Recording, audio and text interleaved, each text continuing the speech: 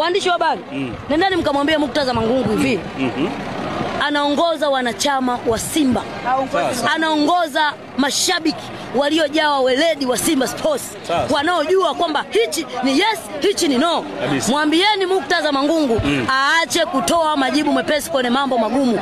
Hii Simba sio familia wala sio ukoo wa mtu. Hii ni Simba ya watu.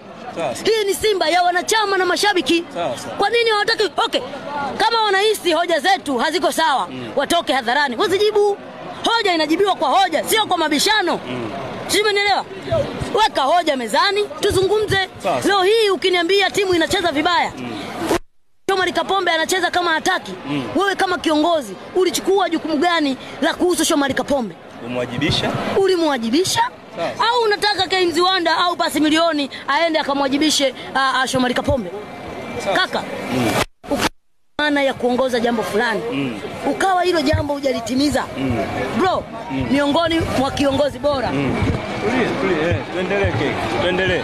Watu umeona walivyokuwa na hasira. Bwana wanataka kulivamia Ndinga. Unaona balaa hilo? Watu wana hasira. Unaona balaa hilo? Bwana. Unaona aparaliki. Unaona dada sogea kidogo. Unaona tunazungumza. Tunawasema.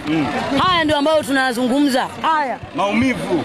Na watu wako sawa. Yaani usiwakataze watu kutoa hisia zao kwenye mambo ambayo unapaswa mtu kuzungumza.